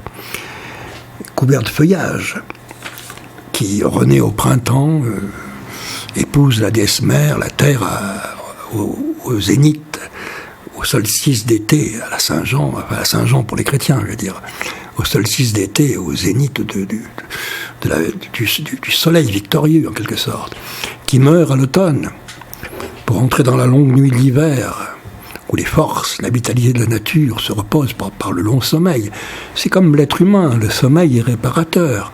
Pour rejaillir et revenir, Cernunnos, le dieu cerf, au printemps, avec l'exubérance. On est encore une fois, là aussi, dans ces croyances cycliques du retour au printemps. Donc, importance de ce personnage dès le début du conte, qui lui dit qu'il peut lui donner de l'argent, de l'or, des biens, mais il veut d'abord savoir une chose, il lui impose une épreuve, qu'on retrouve dans toutes les traditions de cette époque. Le principe de l'ours lui-même. L'ours, symbole des guerriers, comme le sanglier était le symbole des prêtres. L'ours que tu dois combattre, on le voit dans beaucoup de rites initiatiques, combattre pour éprouver ta propre force, en quelque sorte, c'est un rite de passage. Donc, alors ce que lui dit Alors on dit le diable. L'homme vert, le maître de la forêt, l'esprit de la nature qui est là, lié encore une fois à l'exubérance des forces vives de la nature. Il lui dit, il faut d'abord que je sache si tu n'as peur de rien. Je ne veux pas dépenser mon argent en pure perte. Un soldat et la peur, cela ne va pas ensemble, répondit le jeune homme. Mets-moi à l'épreuve. Allons-y, dit l'homme vert. Regarde derrière toi. Le soldat se retourna et vit un ours énorme qui fonçait sur lui en grondant. « Oh oh, dit le soldat, je vais te chatouiller les narines et t'en faire passer l'envie de grogner. » Il le mit en joue, tira et l'atteignit en pleine gueule, si bien qu'il tomba et ne bougeait plus. « Je vois, dit l'homme vert, que tu ne manques pas de courage. Mais il te reste encore une condition à remplir. La première est remplie, l'épreuve du courage. » Il a tué cet ours, il a combattu cet ours. Animal totémique, on va le voir, auquel il est relié désormais. Alors, version chrétienne du conte, le soldat lui dit « Si cela ne compromet pas ma vie éternelle, répondit le soldat, qui avait compris à qui il avait affaire, le diable, qui peut dévoiler son âme. Sinon, je ne marche pas. » C'est l'imprégnation chrétienne du conte. « Tu verras par toi-même, dit l'homme vert. Il faudra qu'au cours des 7 années à venir, c'est-à-dire le 7, le chiffre de l'accomplissement, de la quête, il faudra qu'au cours des 7 années à venir, tu ne te laves pas, tu ne te peignes ni les cheveux ni la barbe, que tu ne te coupes pas les ongles, et que tu ne dises aucun autre père. » Il le déchristianise, il le ramène aux forces antérieures, obscures de la nature. Il va en faire un être complètement transformé. Je continue. En outre, je te donnerai un costume et un manteau, de couleur verte donc, que tu devras porter durant tout ce temps. Si tu meurs au cours de ces 7 années, tu seras à moi. Alors la version chrétienne du diable qui prend l'âme de l'autre. Si au contraire tu survis, tu seras libre et riche jusqu'à la fin de tes jours. Ce dualisme qui gêne un peu, présent dans le conte, qui a été modifié au cours des temps. Le soldat songea à la grande misère dans laquelle il se trouvait, et comme il avait souvent affronté la mort, il accepta de la risquer une fois de plus. Alors là, le diable, c'est le mot qui est prononcé, le texte a été christianisé, et non pas Carnunos, l'homme vert.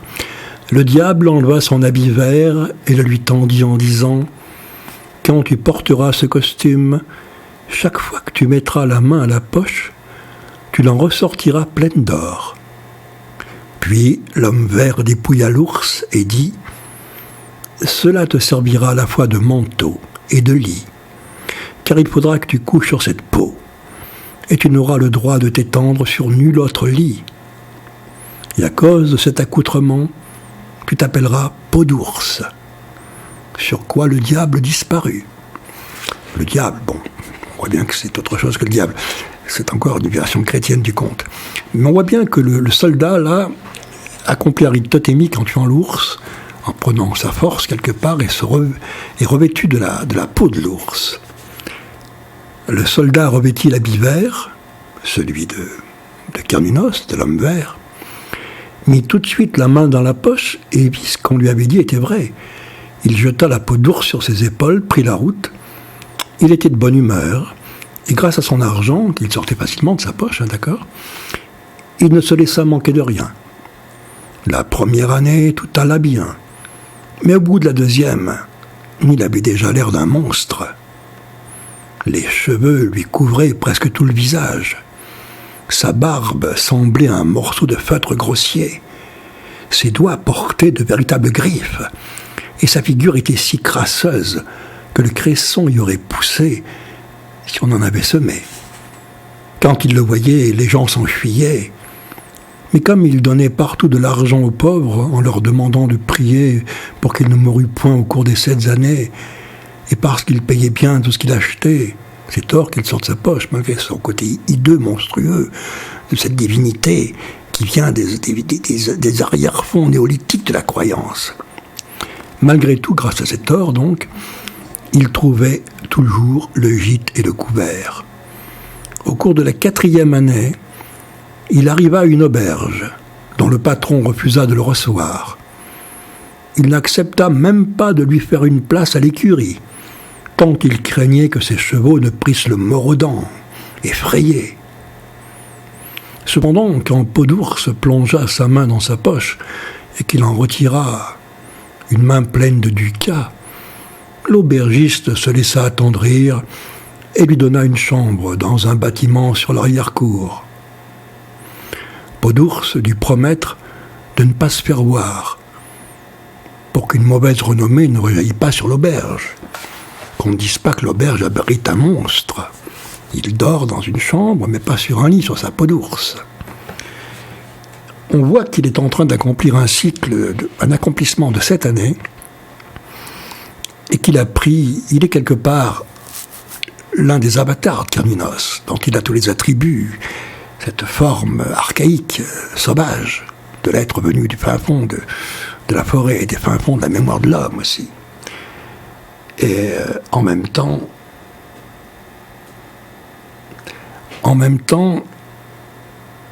il ne sait pas où il va mener. Il espère bien survivre cette année qu'il va parcourir avec cette apparence monstrueuse qui est la terreur dans les villages. Tout le monde a peur de lui. C'est un monstre pour tout le monde. On a vu de quelle manière il apparaissait. Cette barbe qui mange tout, ces ongles qui ont poussé, qui sont comme des griffes, cette saleté qu'il recouvre, cet habit vert de feuillage aux couleurs de la forêt, cette peau d'ours. Il vient d'ailleurs, comme une sorte de chaman, il surgit. Oui, il a la défroque d'un vieux chaman. Il est porteur d'un mystère qu'il ne connaît pas encore, mais porteur d'une magie, puisque il lui suffit de mettre la main dans sa poche pour en tirer des ducats, de l'or. C'est grâce à ça qu'il arrive à se diriger dans un monde où il est exclu, puisqu'il est vu comme un monstre. Surtout dans un conte de Grimm, transcrit de façon orale par de vieux paysans de villages d'Allemagne qui sont christianisés et qui ont transformé au cours des siècles le vieux légendaire du paganisme avec son côté dualiste du bien et du mal, de Dieu et du diable, cette vision manichéenne, en rejetant ce qui appartenait aux vieilles croyances de l'ancienne, pas de l'ancienne religion, de ces anciennes peuplades. Ce que chante Omnia, ouais, par exemple, l'appelle à cette divinité diabolisée.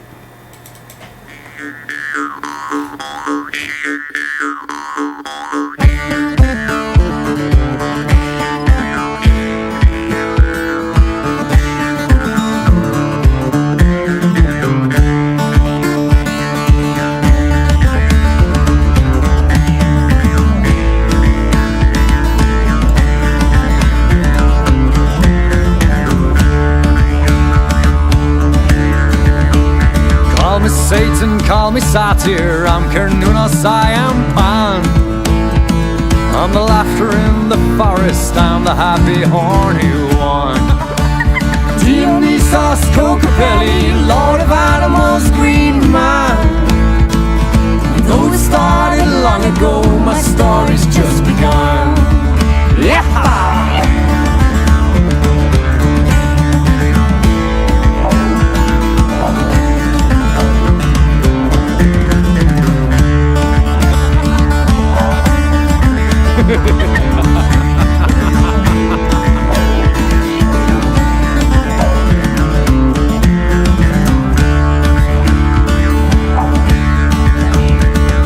See the horns upon my head, the hooves on which I dance.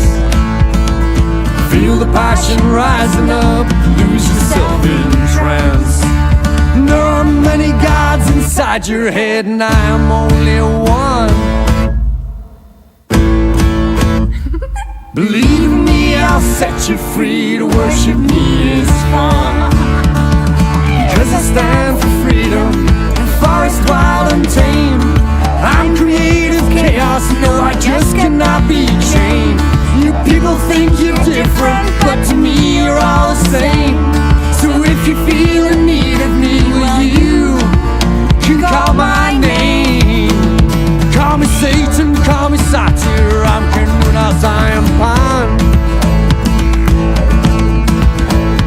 I'm the laughter in the forest, I'm the happy horny one. Dionysos, Cocobelly, Lord of Animals, Green Man. Though it started long ago, my story's just begun. Though it started long ago, my story's just begun. Though it started long ago, the story's just begun.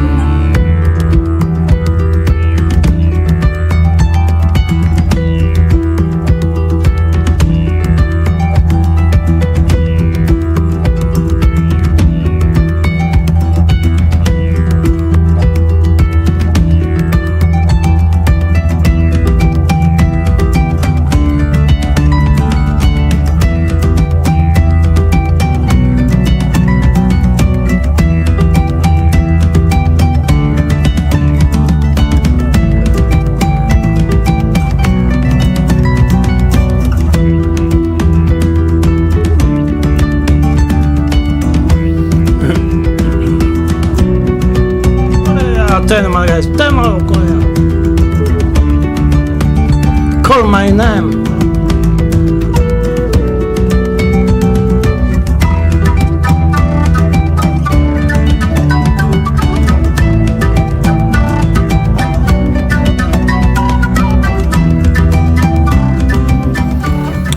Et on a vu que le pauvre Peau-d'Ours, dans le conte, n'a pas la force et n'est pas rempli de la puissance de l'homme vert, du Carnunos, du maître de l'esprit de la forêt, de la nature.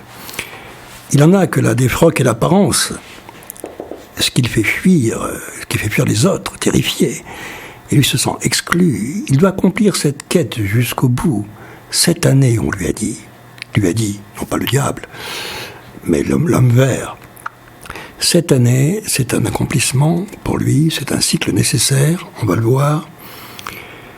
Donc, je poursuis le conte de Grimm.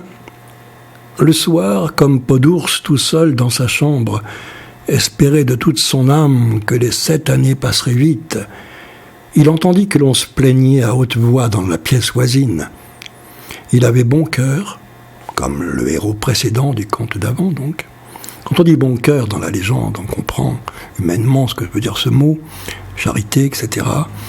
Dans la tradition ancestrale, si on remonte aux origines, c'est aussi ce qui est Parsifal ou Galahad, peu importe les formes qu'on lui donne, le chevalier du Graal, celui on dit à l'âme pure, c'est-à-dire le vrai cristal.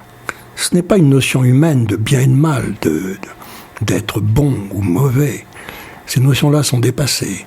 C'est une perception de la transparence, comme l'eau de source. L'eau de la source n'est pas bien, n'est pas mal, elle est pure.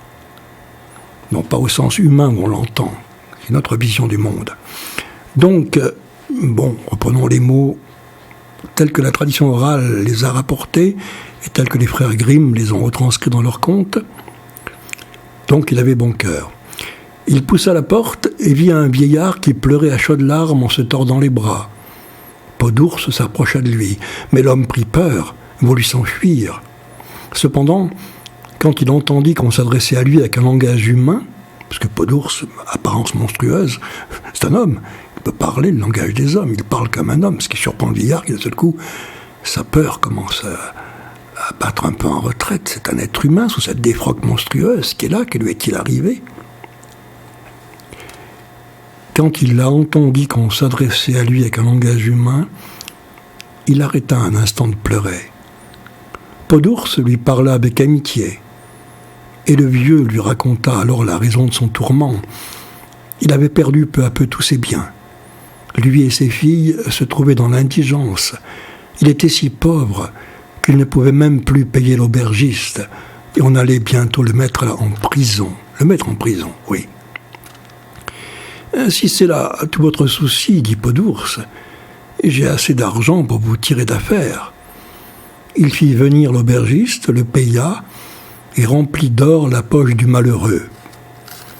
Quand le vieillard se vit sauvé, il ne sut comment témoigner sa reconnaissance. « Viens avec moi, lui dit-il. Mes filles sont des merveilles de beauté. Choisis-en une pour femme. Quand elle apprendra ce que tu as fait pour moi, elle ne refusera pas. Tu as bien sûr l'air un peu bizarre, mais elle saura te remettre en état. » Cela ne déplaisait pas à Peau d'ours. Il l'accompagna donc chez lui.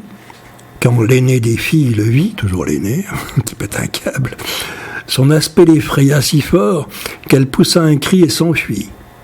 On pense aux 3 frères tout à l'heure, ça c'est marrant. La seconde resta bien là, le regardant des pieds à la tête, mais ce fut pour dire « Comment pourrais-je épouser un homme qui n'a plus de figure humaine ? J'aime encore mieux l'ours rasé qu'on a vu ici un jour, qui se faisait passer pour un homme. Il portait du moins un manteau de hussard et des gants blancs.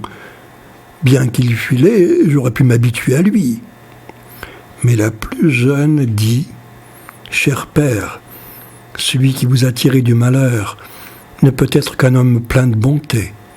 Si vous lui avez promis une fiancée en retour, il faut que votre parole soit tenue. » Il était bien dommage que le visage de Peau d'ours fût couvert de crasse et de barbe.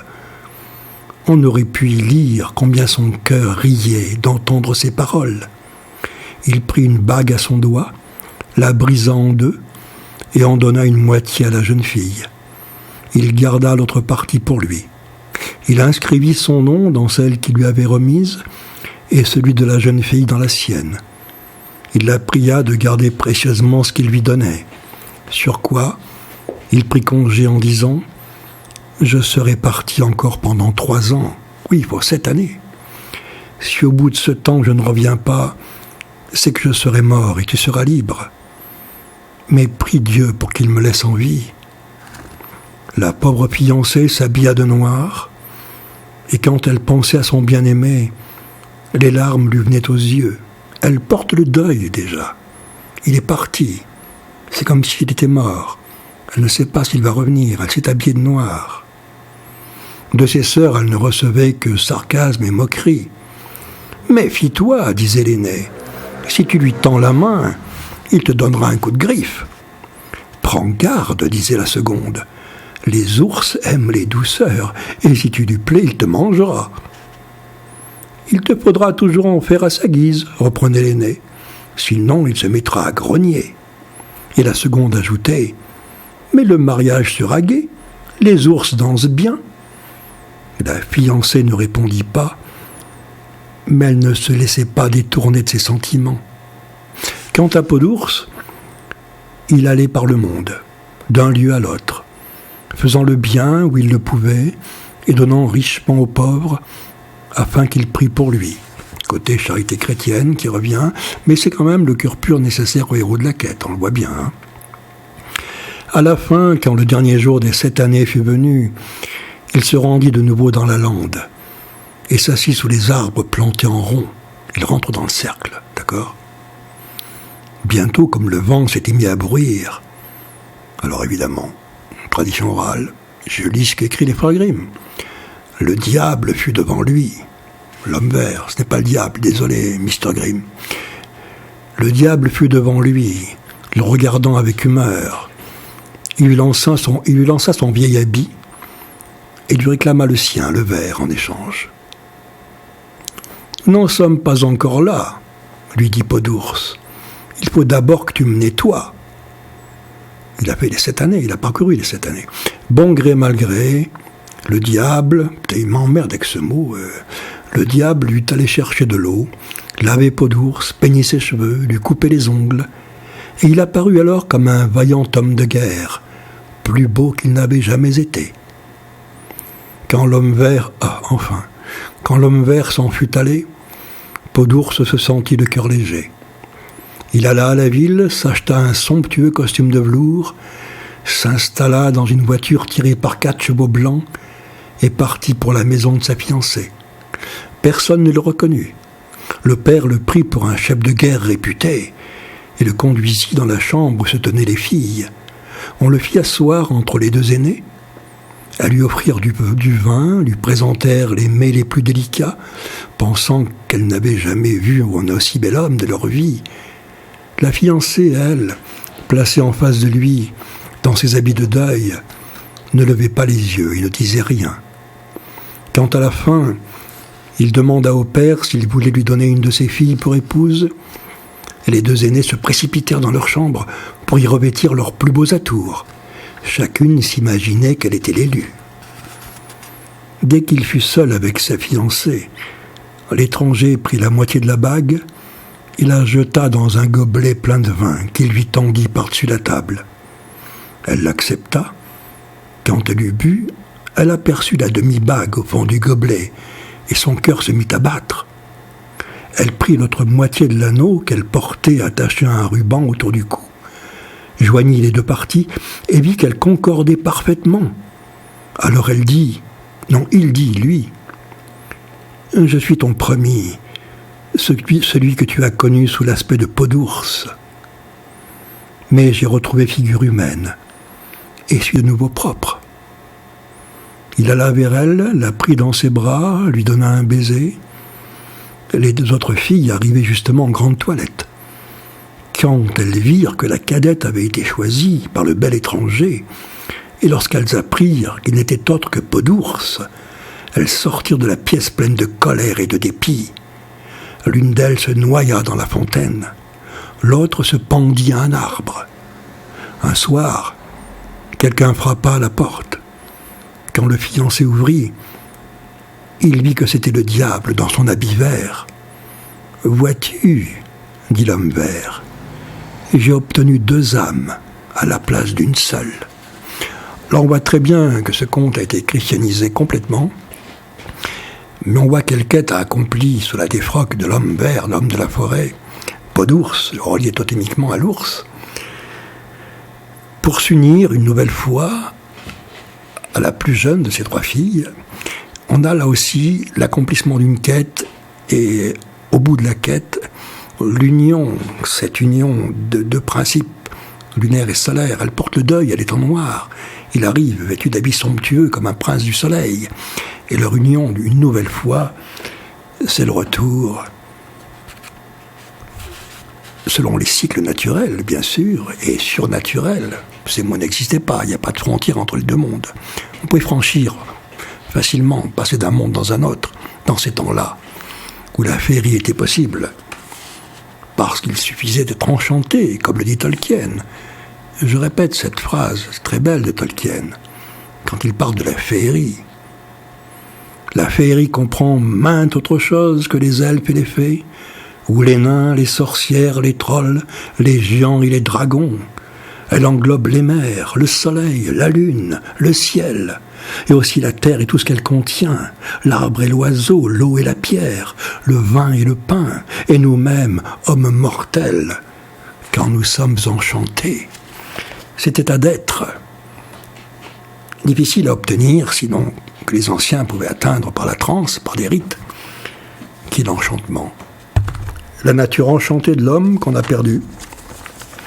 Et je voudrais terminer avec vous rappelant, en quelque sorte, cette grande loi, pour la 3e fois peut-être, mais il faut la marteler, cette grande loi de la vision du cycle, du renouvellement, du retour, qu'avaient les anciens, qui n'est plus celle de l'homme d'aujourd'hui, emporté par le monothéisme et le matérialisme, qui tous les deux sont sur la ligne droite, sur la chronologie, l'avant et l'après. La mort, le paradis, ou la mort et rien après, peu importe, c'est de la ligne droite, rigide.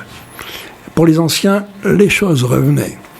Donc c'est une vision qu'on devrait imprimer en nous-mêmes, jusqu'à que nos atomes, pour que nos perceptions, là, c'est pas intellectuellement qu'il faut la recevoir, c'est par l'observation autour de nous des cycles naturels, de la vie, de la mort, l'observation des astres, tout ce qui nous entoure, du mouvement en nous-mêmes, de la vie, du sang, tout ce qui est nos rêves, la vision, tout ce qui nous hante, vient nous chercher dans les rêves aussi.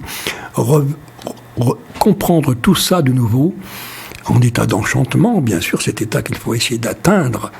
Il faut tendre vers cet état-là, de perception différente du monde qui nous entoure.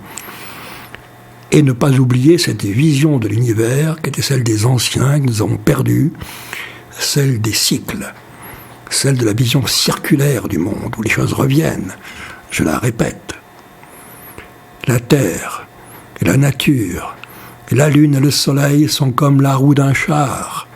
Tous ces éléments forment un cercle parfait qui tourne sans cesse. Toute chose naît, rayonne, meurt et revient. La vie est un cycle. Vision oubliée, perdue, mais nécessaire à retrouver, c'est une grande loi. Une grande loi dont il faudrait s'imprégner profondément jusqu'à en être modifié. Modifier d'ailleurs nos perceptions, notre manière de voir le monde, de percevoir le monde. De percevoir à travers cette grille différente de lecture, celle des anciens, la vision cyclique et circulaire de l'univers, le cercle, et non plus la ligne droite.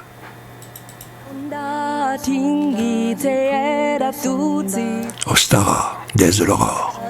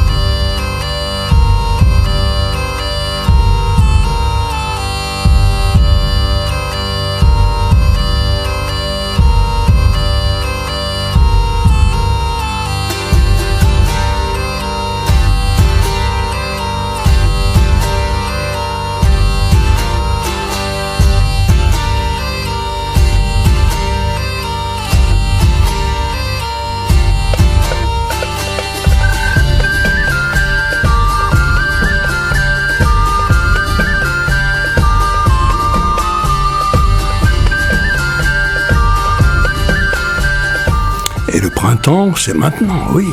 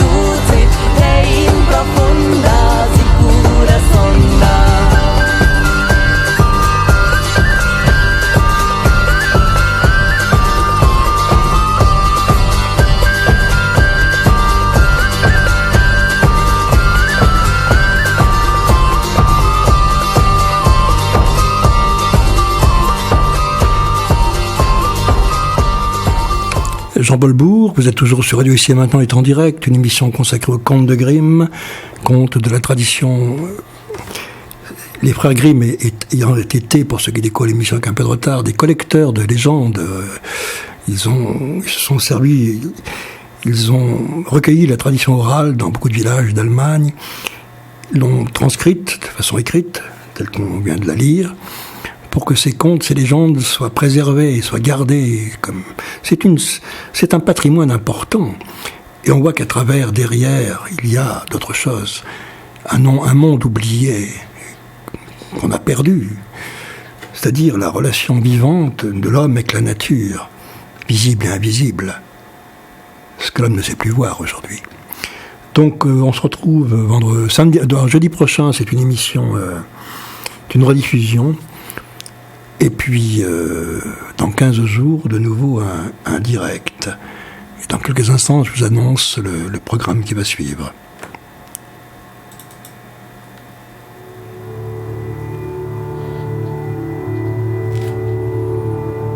Ce groupe s'appelle Sava, S-A-V-A. C'est un hommage au dieu Cernunnos.